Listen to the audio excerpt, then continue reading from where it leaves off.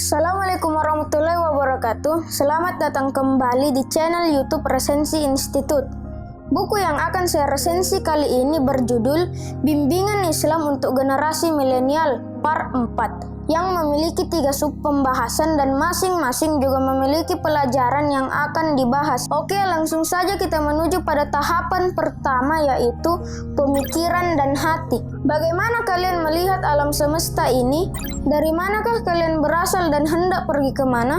Apakah saling terpisah dan tanpa tujuan? Ataukah sistematis dan tanpa tujuan?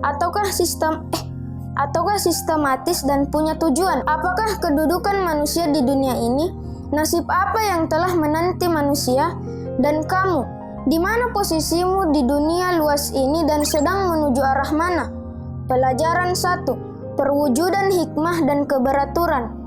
Salah satu pertanyaan pokok setiap remaja dan pemuda ialah, kita hidup di dunia ini seperti apa? Al-Quran menginginkan dari manusia agar berpikir tentang semua fenomena ini, kemudian menerimanya dengan akal, argumen, dan logika. Oleh karena itu, Al-Quran mengajak manusia untuk mengamati semua ciptaan yang ada di sekitarnya, seperti pergantian siang dan malam, keberadaan matahari, bulan, bintang, gunung-gunung, awan, tumbuhan, hewan, fase-fase penciptaan manusia, gerakan awan, turunnya hujan, di mana semua hal tersebut dapat disaksikan oleh manusia dalam kehidupan sehari-hari, dan kemungkinan untuk bertafakur dan bertadabbur tentang semua itu dapat dilakukan oleh setiap orang. Namun demikian, setiap orang yang berakal yang tidak hati-hati dan jika tidak berpikir dengan benar, hanya melihat sisi negatifnya dan tidak akan mengetahui posisi dirinya di alam semesta.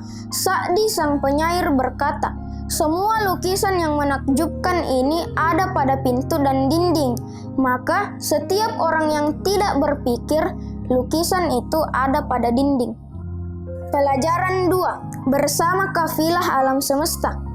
Kita telah mengetahui bahwa komponen yang bersistem merupakan komponen yang bagian-bagiannya sedemikian rupa tertata. Aktivitas-aktivitas mereka berakhir pada suatu tujuan tertentu.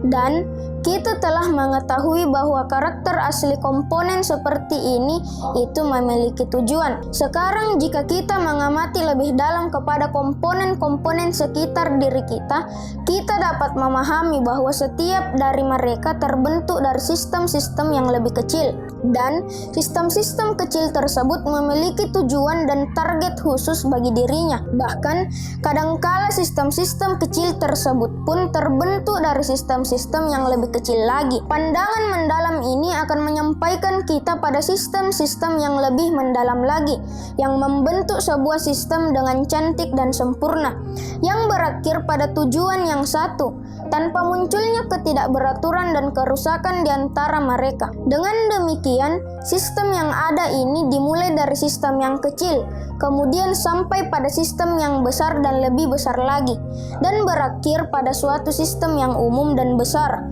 yang melingkupi semua sistem-sistem yang lebih kecil.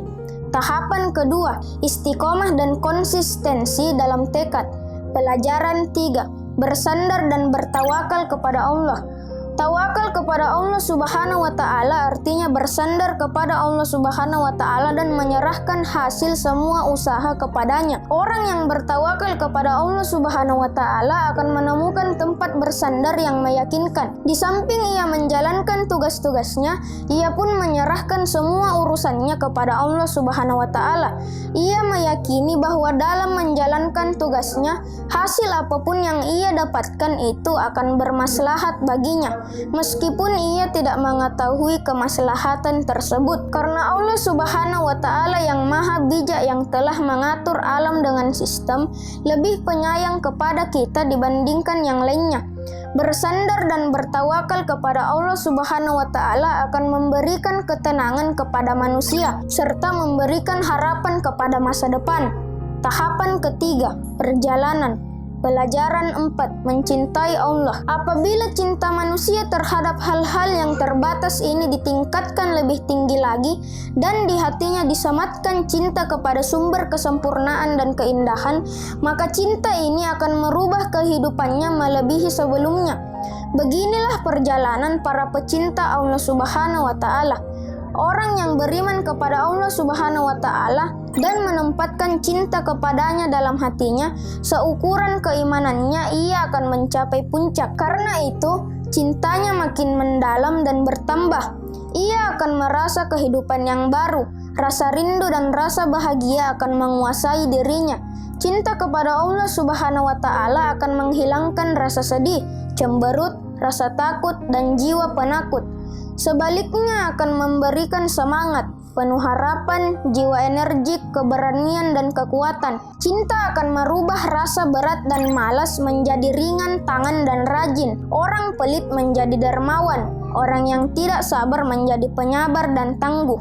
Pada akhirnya, cinta akan mengeluarkan manusia dari sikap egoisnya menjadi peduli dan berani berkorban untuk orang lain, dapat memperkuat tekad dan kerja keras, dapat menghilangkan pengkhianatan dan penipuan, dan dapat menjadikan pikiran lebih kreatif dan banyak mengeluarkan ide. Ringkasnya, cinta kepada Allah Subhanahu wa Ta'ala bagaikan zat yang dapat memberikan kehidupan kepada mayat dan memberikan kehidupan yang hakiki kepadanya. Pelajaran 5. Keutamaan keindahan. Para ahlul bait Nabi bukan saja memperhatikan keindahan batin diri mereka, namun juga memperhatikan keindahan dan penampilan lahir mereka. Bahkan, mereka juga menyeru para pengikutnya untuk menjaga hal tersebut. Rasulullah Shallallahu Alaihi Wasallam bersabda, "Pakailah baju putih nan terang yang lebih suci dan lebih bersih." Imam Ali alaihi salam berkata, "Keindahan merupakan akhlak orang mukmin." Imam Syadiq alaihi salam berkata, "Allah mencintai keindahan dan membenci orang yang tidak menjaga keindahan."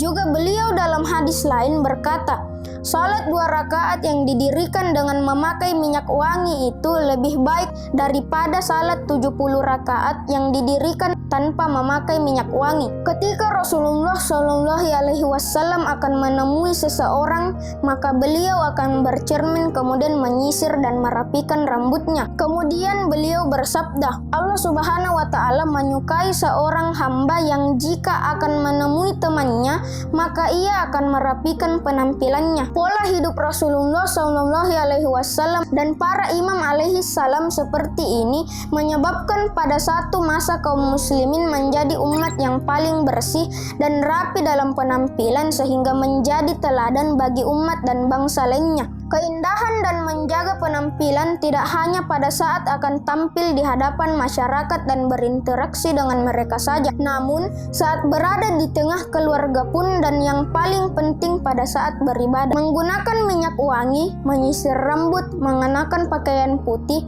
bersih dan sucinya seluruh badan adalah anjuran-anjuran penting saat beribadah. Pengulangan salat secara kontinu dalam harian akan menjaga keindahan, kebersihan, dan kesucian sepanjang hari dan menjadikan hidup bersih dan suci.